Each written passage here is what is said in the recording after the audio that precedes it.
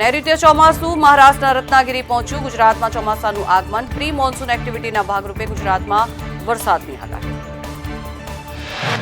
રાજ્યમાં 7 થી 12 જૂન ભારે પવન સાથે વરસાદની આગાહી. આજે નર્મદા, અમરેલી, ગીર સોમનાથ, દીવ, ભાવનગરમાં વરસાદ પડવાની શક્યતા. દાહોદ, છોટાઉદેપુર, ડાંગ અને વલસાડમાં પણ પડી શકે છે વરસાદ. 9 જૂને ગાંધીનગર, અરવલ્લી, મહીસાગર, જૂનાગઢ, અમરેલી, ગીર સોમનાથમાં પડશે વરસાદ. અમદાવાદ, ખેડા, આણંદ અને દાહોદમાં વરસાદની સંભાવના.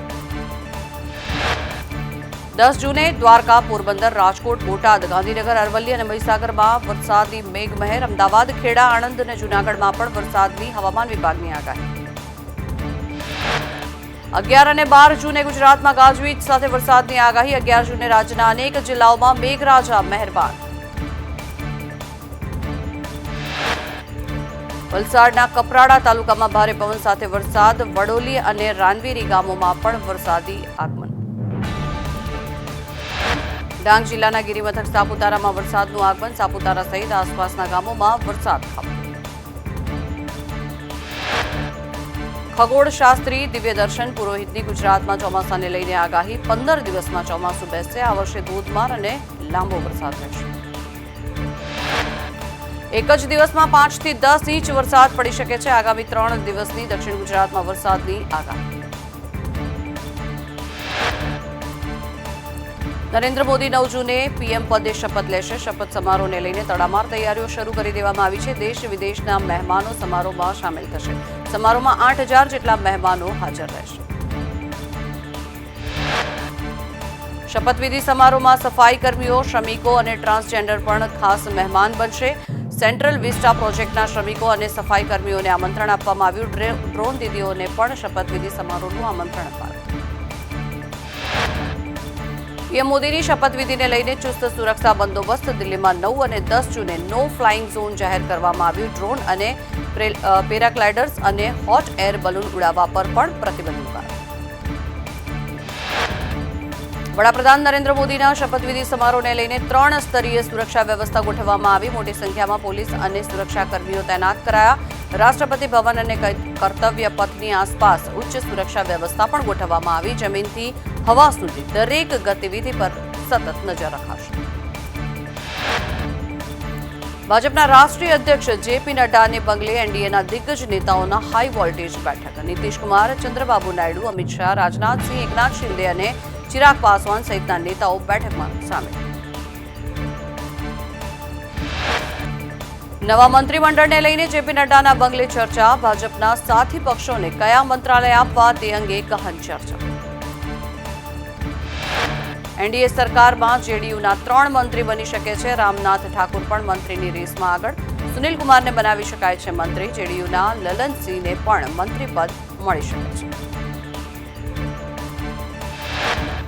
રાષ્ટ્રપતિ દ્રૌપદી મુર્મુએ નરેન્દ્ર મોદીને નવી સરકાર રચવા માટે આમંત્રણ આપ્યું. એનડીએ સંસદીય દળના નેતા તરીકે નરેન્દ્ર મોદીને પસંદ કર્યા બાદ રાષ્ટ્રપતિ સમક્ષ સરકાર રચવાનો દાવો કર્યો. 9મી જૂને સાંજે 7 અને 15 કલાકે નરેન્દ્ર મોદી સતત 3જી વખત શપથ ગ્રહણ કરશે. રાષ્ટ્રપતિ ભવનમાં તૈયારીઓ તેજ. 5 દેશના રાષ્ટ્રાધ્યક્ષો શપથ સમારોહમાં ઉપસ્થિત રહેશે. રાષ્ટ્રપતિ સાથે મુલાકાત બાદ નરેન્દ્ર મોદીએ સંબોધન કર્યું કે 8મી લોકસભા નવી ઉર્જાનું પ્રતીક છે. એનડીએ સરકારને 3જી વખત સેવા કરવાની તક આપી. દેશવાસીઓનો હૃદયથી આભાર વ્યક્ત કર્યો.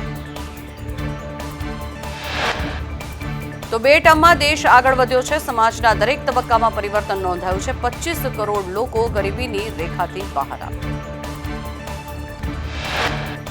18મી લોકસભાના કાર્યકાળમાં એ જ ગતિથી કામ કરીશું. દેશની આશાને પૂર્ણ કરવામાં કોઈ જ કમી નહીં રાખી. રાષ્ટ્રપતિએ અમને સરકાર બનાવવા માટે આમંત્રણ આપ્યું છે. સપનાઓને સાકાર કરવાનો આ પડાવ છે. નરેન્દ્ર મોદીએ વધુમાં જણાવ્યું કે ભારતની વૈશ્વિક છબીનો લાભ હવે શરૂ થયો છે. અનેક તણાવ અને આપદામાંથી વિશ્વ પસાર થઈ રહ્યું છે. દરેક દેશ આ સમસ્યાથી બચવા માટે પ્રયાસ કરી રહ્યો છે. આટલા સંકટ છતાં પણ વિશ્વમાં સૌથી ઝડપી પ્રગતિ થઈ રહી છે. લોકસભા ચૂંટણીમાં જીત બાદ નરેન્દ્ર મોદીએ લાલકૃષ્ણ અડવાણીના આશીર્વાદ લીધા. પીએમ મોદીએ લાલકૃષ્ણ અડવાણી સાથે ખાસ મુલાકાત કરી. નરેન્દ્ર મોદીએ મુરલી મનોહર જોશીના નિવાસસ્થાને કરી મુલાકાત. મોદીએ મુરલી મનોહર જોશીના આશીર્વાદ પણ લીધા. નરેન્દ્ર મોદીએ એનડીએની સંસદીય દળની બેઠકમાં વિપક્ષ પર કટાક્ષ કરતા કહ્યું કે ઈવીએમ જીવે છે કે નહીં. મને તો લાગતું હતું કે વિપક્ષ ઈવીએમની અંતિમ યાત્રા કાઢશે. 2029માં ફરી ઈવીએમ પર સવાલ ઉઠાવી શકે. એનડીએ બેઠકમાં નરેન્દ્ર મોદીએ કહ્યું કે વિશ્વ સામે ભારતને બદનામ કરવાનું આ ષડયંત્ર હતું. દેશ આવા લોકોને ક્યારેય માફ નહીં કરે. એક જ ટોળકી હતી જે આ કામ કરતી હતી. ઇન્ડિયા એલાયન્સ પ્રગતિની વિરોધી છે. નરેન્દ્ર મોદીએ વિપક્ષ પર પ્રહાર કરતા કહ્યું કે મતદાન પૂર્ણ થતાં જ યોજનાબદ્ધ હિંસાનો પ્લાન બનાવાયો છે. દેશના લોકોના ભાગલા પાડવાને વિપક્ષે પ્રયાસ કર્યો. 2 દિવસ તો એવો માહોલ બન્યો જાણે અમે હાર્યા હોય. હું વિશ્વમાં કહું છું કે અમારા દેશમાં લોકશાહી છે. આ લોકો વિશ્વમાં જઈને કહે છે કે અમારે ત્યાં મોદી બેસી ગયો છે. આ લોકો કહે છે અમારે ત્યાં લોકશાહી નથી રહી. દેશે એનડીએના ગુડ ગવર્નન્સને 10 વર્ષ જીવ્યું હતું. આગામી 10 વર્ષમાં ગુડ ગવર્નન્સ લોકોને મળતું રહેશે. આગામી 10 વર્ષ લોકોના જીવનમાં બદલાવ લાવીશું. નરેન્દ્ર મોદીએ દક્ષિણ ભારતની રાજનીતિ સાથે વાત કરતા કહ્યું કે દક્ષિણ ભારતમાં નવી રાજનીતિનો પાયો મજબૂત કર્યો છે. કર્ણાટક અને તેલંગાણા બંને સ્થળે એનડીએને સમર્થન. તમિલનાડુમાં બેઠક નથી જીત્યા, વોટ શેર વધ્યો છે. તમિલનાડુની કાલ કેવી હશે તેનો સંદેશ મળ્યો છે. અગાઉના 10 વર્ષમાં કરેલું કામ ટ્રેલર છે. આપણે વધુ ઝડપથી દેશની આકાંક્ષાઓને પૂર્ણ કરવાની છે. એનડીએ દેશને સ્થિર સરકાર આપી છે. ચંદ્રબાબુ નાયડુએ નરેન્દ્ર મોદીને સમર્થન જાહેર કર્યું. કહ્યું નરેન્દ્ર મોદીએ 3 મહિના અથાગ મહેનત કરી. અમિત શાહે પ્રચાર કરી આંધ્રપ્રદેશમાં હવા બદલી નાખી. નીતિશ કુમારે નરેન્દ્ર મોદીના ચરણ સ્પર્શ કર્યા. સમર્થન આપતા કહ્યું કે અમે અડીખમ રીતે આપની સાથે છીએ. આપની વિકાસ યાત્રામાં જોડાયેલા છીએ. હવે કોઈને પણ આમ તેમ જવાની કોઈ જરૂર નથી.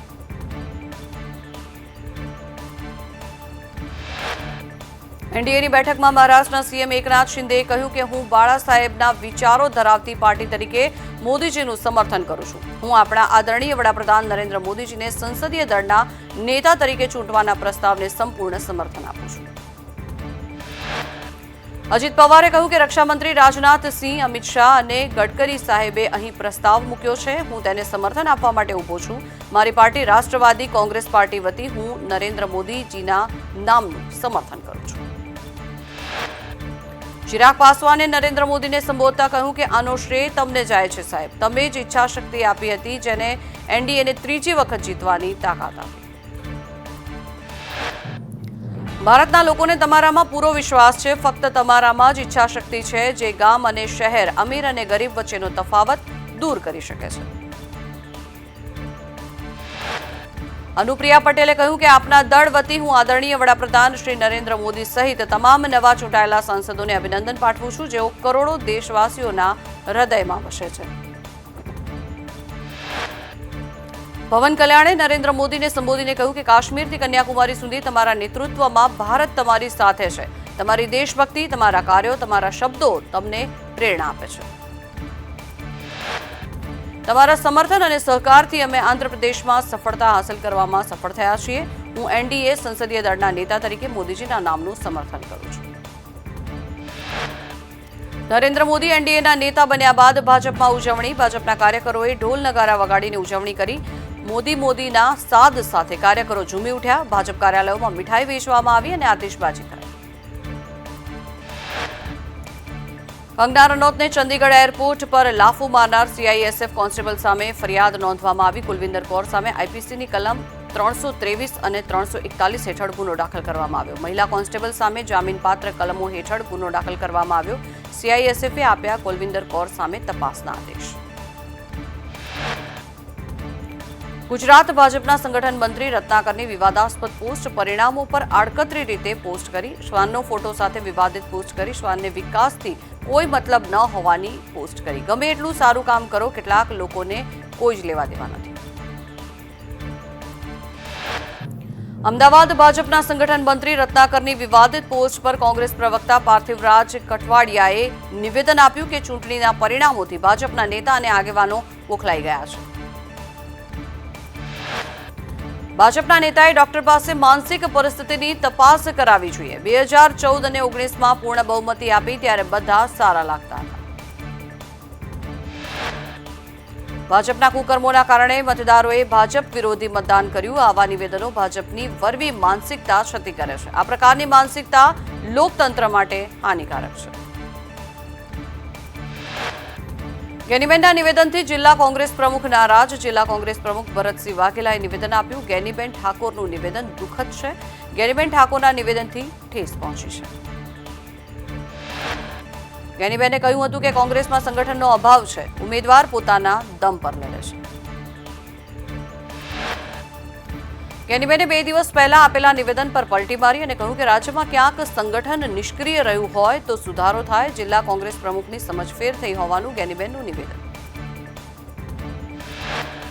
સાંસદ ગેનીબેને પાલનપુરમાં કોલેરા દર્દીઓને લઈ કલેક્ટર સાથે વાતચીત કરી. પાર્ટીની પ્રક્રિયાને લઈ દિલ્હી જવું પડવાના કારણે થઈને રાજકોટનો કાર્યક્રમ રદ કરવાનો નિર્ણય કર્યો. ગેનીબેનના કોંગ્રેસની સિસ્ટમને લઈને સવાલ સામે મનીષ દોશીએ પ્રતિક્રિયા આપતા કહ્યું કે પક્ષમાં ગેરશિસ્ત ચલાવી ન લેવું જોઈએ. પક્ષ વિરોધી કામ કરનાર સામે કાર્યવાહી કરાશે એ એમની પ્રતિબદ્ધતા દર્શાવે છે. સક્રિયતાથી કામ કરનારને આગળ લઈ જવામાં આવશે. નીટની પ્રવેશ પ્રક્રિયાને લઈને કોંગ્રેસ પ્રવક્તા મનીષ દોશીના ગંભીર આક્ષેપ. ઘણી શાળાઓમાં બારોબાર પેપર લખાતા હોવાનો કોંગ્રેસ પ્રવક્તાનો આક્ષેપ. વડોદરાના સંચાલક ભાજપ સાથે સંકળાયેલા હોવાથી બચાવવાના કારણો રચાયા. રાજકોટ ટીઆરપી ગેમ ઝોન અગ્નિકાંડ કેસ. કોર્પોરેટર નીતિન રામાણીને પૂછપરછ માટે ક્રાઇમ બ્રાન્ચ લઈ જવામાં આવ્યા. ગેમ ઝોનને ઇમ્પેક્ટ ફી અંતર્ગત કાયદેસર કરવા માટે ભલામણ કરવામાં આવી હતી. સાંસદ રામ મોકરિયાએ જે deputy chief fire officer Bhikha ઠેબાને લાંચ આપી હતી તે ઠેબાની 12 વર્ષમાં 80 લાખની મિલકત વધી. એસીબીના રિપોર્ટમાં સામે આવી. ટીઆરપી ગેમ ઝોનમાં અગ્નિકાંડ બાદ તપાસનો ધમધમાટ. ક્રાઇમ બ્રાન્ચે સાઉન્ડ અને પ્રોજેક્ટર ફિટ કરનારની પૂછપરછ કરી. કેબલો કેવી રીતે ફિટિંગ કર્યા તે અંગેની તપાસ હાથ ધરવામાં આવી. ઘટનામાં નજરે જોનાર દક્ષને પણ બોલાવવામાં આવ્યો. દક્ષનું નિવેદન લેવાશે. અગ્નિકાંડમાં એસઆઈટીની પૂછપરછમાં સાગઠિયાએ દાવો કર્યો કે ડિમોલિશન ભાજપના પદાધિકારીઓના કહેવાથી રોકાયું. ભાજપના 3 પદાધિકારીના નામ ખુલ્યા. કયા પદાધિકારીના નામ ખુલ્યા છે તેની સત્તાવાર જાહેરાત કરવામાં આવી નથી. રાજકોટ અગ્નિકાંડના ન્યાય માટે કોંગ્રેસનું ઉપવાસ આંદોલન. 3 દિવસ સુધી કોંગ્રેસના નેતાઓના ઉપવાસ. પીડિત પરિવારના ન્યાય માટે કોંગ્રેસનું ત્રિકોણ બાગમાં ઉપવાસ આંદોલન. સ્કૂલોમાં ફાયર સેફટી મુદ્દે આરએમસીની કાર્યવાહી. 100 થી વધુ શાળાઓ સીલ કરવામાં આવી અને ત્યારબાદ રજૂઆત કરવામાં આવી. એનઓસી ન હોય તે સ્કૂલ શરૂ નહીં થાય તેવું મ્યુનિસિપલ કમિશનર દ્વારા આપવામાં આવ્યું નિવેદન.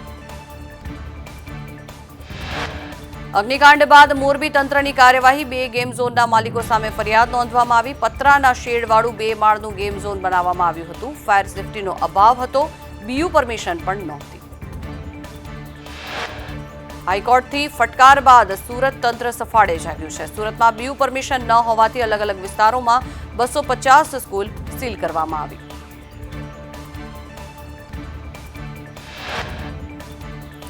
સુરતમાં માર્કેટ સીલ કરવાની કામગીરી હાથ ધરાતા વેપારીઓમાં ભારે રોષ. વેપારીઓએ ફોસ્ટાની ઓફિસે હોબાળો મચાવ્યો. રસ્તા ચક્કાજામ સાથે સીલ કરાયેલી દુકાનો ખોલવા વેપારીઓની ઉગ્ર માંગ.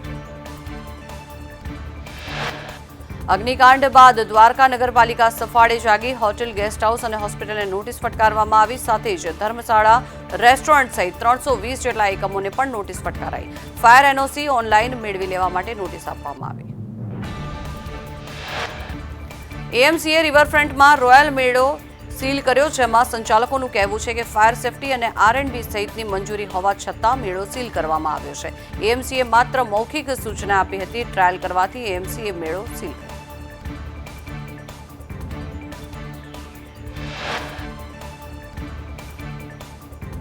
અમદાવાદના મણિનગરમાં ગ્રાહકની ફરિયાદને આધારે સંકલ્પ રેસ્ટોરન્ટમાં આરોગ્ય વિભાગની તપાસ દરમિયાન સંકલ્પ રેસ્ટોરન્ટમાં ઢોસા અને ઉત્તપમનો બિન આરોગ્યપ્રદ જથ્થો મળી આવતા 10,000નો દંડ ફટકારાયો. પ્રી મોન્સૂનની કામગીરી અંતર્ગત રાજકોટ મનપાએ ગુજરાત હાઉસિંગ બોર્ડના ક્વાર્ટર્સ ખાલી કરવા માટે નોટિસ ફટકારી. જર્જરિત ક્વાર્ટર્સ ખાલી ન કરતા મનપાએ કડક વલણ અપનાવ્યું.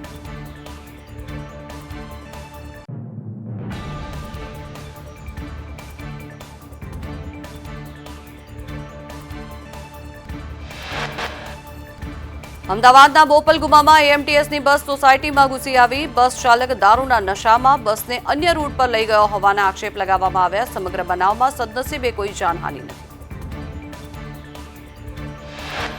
તો અમદાવાદમાં રથયાત્રાની તડામાર તૈયારીઓ શરૂ. સાથે જ 22 જૂને યોજાનારી જળયાત્રાને લઈ જગન્નાથ મંદિરમાં તૈયારીઓ શરૂ કરાઈ. જળયાત્રાને લઈ વિશેષ પોસ્ટર પણ લગાવવામાં આવ્યા. બેન્ડ બાજા સહિત 18 ગજરાજ 18 ભજન મંડળીઓ હાજર રહેશે.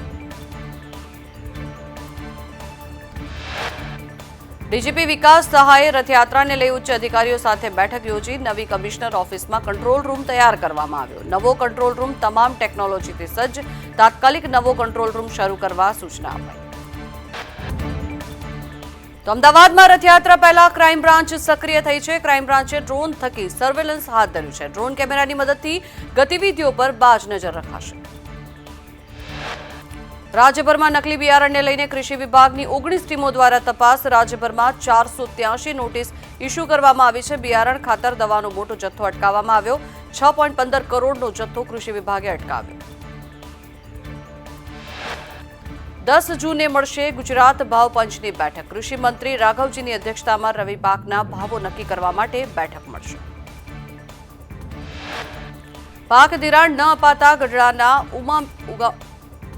ઉગામેડી ગામના બીઓબી બ્રાન્ચમાં ખેડૂતોનો હોબાળો. 7 દિવસમાં પાક ધિરાણ નહીં તો ઉપવાસની ખેડૂતોએ ચીમકી ઉચ્ચારી. મોરબીમાં પાણી પ્રશ્ને સ્થાનિકોનો હોબાળો. વૃષભ પાર્ક સોસાયટીના રહીશોએ નગરપાલિકાની કચેરીમાં આક્રોશ સાથે રજૂઆત કરી. 3 મહિનાથી પાણી ન આવતા મહિલાઓમાં ભારે રોષ. ડભોઈમાં નગરપાલિકાની કાર્યવાહી. સ્પોર્ટ્સ કોમ્પ્લેક્સ પાછળના દબાણો દૂર કરવામાં આવ્યા. વિમલ સોસાયટીમાં 10 જેટલા મકાનો તોડી પાડવામાં આવ્યા.